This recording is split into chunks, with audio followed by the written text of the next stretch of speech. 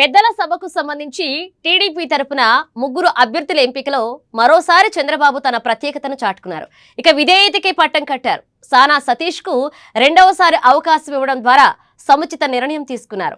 ఇక టీడీపీ ప్రతిపక్షంలో ఉన్నప్పుడు పార్టీకి వెన్నుదన్నుగా నిలిచిన భాష్యం రామకృష్ణకు ఎంపిక చేసి తగిన న్యాయం చేశారు. ఇక అన్నింటికీ మించి చింతకాయల విజయ్కి అవకాశం ఇవ్వడం ద్వారా ఉత్తరాంధ్ర యూత్, బీసీ ఇలా 3 కోటాలను భర్తీ చేసినట్లయింది. అందుకే చంద్రబాబు నిర్ణయంపై కూటమిలో హర్షాతి రేఖలు వ్యక్తమవుతున్నాయి.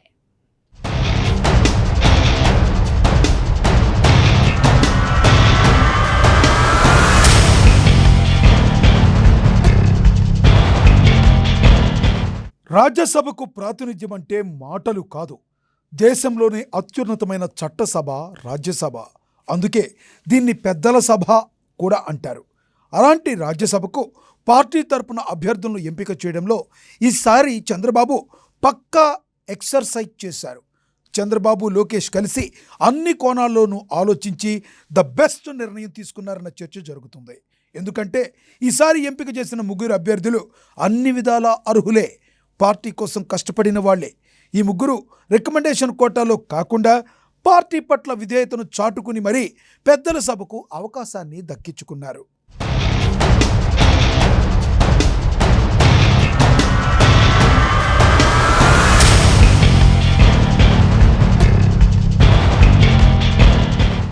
టీడీపీ తరపున పెద్దల సభకు ఎంపిక చేసిన ముగ్గురులో సానా సతీష్, భాష్యం రామకృష్ణ, చింతకాయల విజయ్ ఉన్నారు. ఈ ముగ్గురే. వాస్తవానికి ఈసారి రాజ్యసభకు టీడీపీ హైకమాండ్ సీనియర్లు, మహిళల్ని ఎంపిక చేస్తుందన్న చర్చ జరిగింది. దీనికోసం పెద్ద కసరత్తే జరిగింది. కానీ ఎంపిక దగ్గరకు వచ్చేసరికి చంద్రబాబు మార్క్ చాలా స్పష్టంగా కనబడింది. విధేయతకు పెద్దపీట వేశారు. ఈ క్రమంలోనే 3 కీలకమైన సామాజిక వర్గాలకు అవకాశం ఇచ్చారు. సానా సతీష్ది కాపు సామాజిక వర్గం కాగా, భాష్యం రామకృష్ణది కమ్మ సామాజిక వర్గం. ఇక చింతకాయల విజయ్ విషయానికి వస్తే ఆయనది బీసీ సామాజిక వర్గం.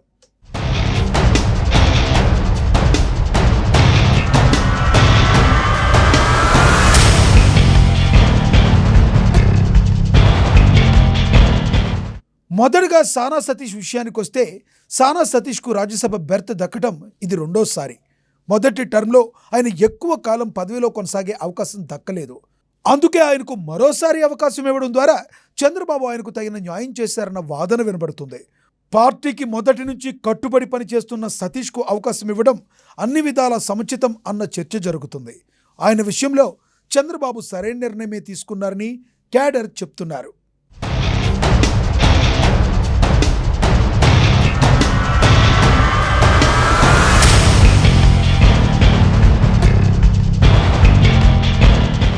ఇక రాజ్యసభ లిస్టులో అవకాశం దక్కించుకున్న మరో పేరు భాష్యం రామకృష్ణ. విద్యావేత్తగా కాకుండా రాజకీయ నాయకుడుగాను ఆయన సేవలందిస్తున్నారు. ముఖ్యంగా టీడీపీలో క్రియాశీలకంగా వ్యవహరిస్తున్న పార్టీలో కీ రోల్ పోషిస్తున్నారు. పార్టీ ప్రతిపక్షంలో ఉన్నప్పుడు రామకృష్ణ పార్టీకి అండగా నిలిచారు. ఈ క్రమంలోనే గుంటూరు ఎంపీ స్థానాన్ని ఆశించారు. ఎమ్మెల్యేగానైనా అవకాశం ఇవ్వాలని హైకమాండ్ను కోరారు. నాటి పరిస్థితుల నేపథ్యంలో ఆయనకు అప్పుడు అవకాశం ఇవ్వడం కుదరలేదు. కానీ ఆయన కష్టాన్ని గుర్తించిన చంద్రబాబు పిలిచి మరీ పెద్ద అవకాశం ఇచ్చారు. పెద్దల సభకు ప్రాతినిధ్యం వహించే అవకాశాన్ని కల్పించారు. తద్వారా పార్టీని నమ్ముకున్న వారిని తాను కాపాడుకుంటానని పార్టీ అధినేత చంద్రబాబు చెప్పకనే చెప్పారు.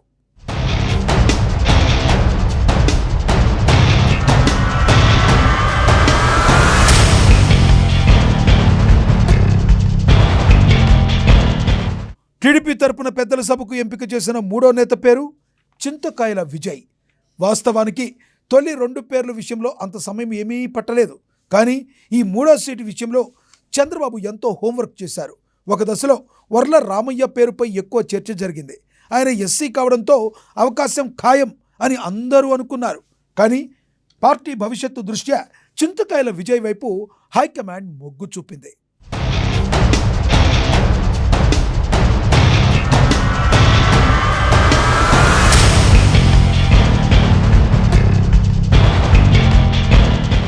చింతకాయల విజయ్ స్పీకర్ అయ్యన్న పాత్రుడి కుమారుడు. ఈ క్వాలిఫికేషన్తో కాకుండా పార్టీ కోసం ఆయన పడిన కష్టాన్ని గుర్తించి ఆయనకు అవకాశం ఇచ్చారని టాక్. ముఖ్యంగా టీడీపీ ప్రతిపక్షంలో ఉన్నప్పుడు టీడీపీ సోషల్ మీడియా యాక్టివ్గా పనిచేయడంలో విజయ్ కీ రోల్ పోషించారు. అవకాశం దొరికినప్పుడు వైసీపీని ఎండగడుతూ తన వాయిస్ను బలంగా వినిపించారు. విజయ్ది మంచి వాయిస్. అయ్యన్న పాత్రులాగే ఆయన స్పీచ్లు కూడా చాలా డిఫరెంట్గా ఉంటాయి. ముఖ్యంగా వైసీపీని టార్గెట్ చేస్తూ చింతకాయల విజయ్ పేల్చే హాట్ డైలాగ్స్ యూత్ను ఆకట్టుకునేలా ఉంటాయి. ఇవన్నీ ఆలోచించి హైకమాండ్ ఆయనకు అవకాశం ఇచ్చిందని టాక్. పైగా విజయ్కి అవకాశం ఇస్తే ఉత్తరాంధ్ర యూత్ బీసీ కోటాలన్నీ భర్తీ అవుతాయి. ఇది చాలా ప్రభావం చూపే అంశం. ఇవన్నీ ఆలోచించి విజయ్ వైపు చంద్రబాబు మొగ్గు చూపారని తెలుస్తుంది. అంతేకాకుండా లోకేష్ కూడా చింతకాయల విజయ్ విషయంలో పట్టుబట్టి మరీ అవకాశం కల్పించారని చెప్తున్నారు.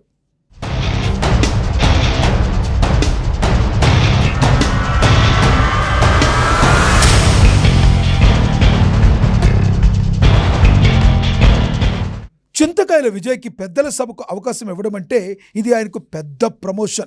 జాతీయ స్థాయిలో టీడీపీ గొంతుగ్గా పనిచేసే కీలక అవకాశం ఆయనకు ఇచ్చారు. లోక్సభలో ఇప్పటికే కేంద్ర మంత్రి రామ్మోహన్ నాయుడు రూపంలో టీడీపీకి బలమైన వాయిస్ ఉంది. ఇప్పుడు రాజ్యసభలోనూ విజయ్ అంతే స్థాయిలో రాణించాలని టీడీపీ క్యాడర్ కోరుకుంటున్నారు. మరి సైకిల్ పార్టీ శ్రేణుల ఆశలకు అనుగుణంగా విజయ్ సత్తా చాటుతారా?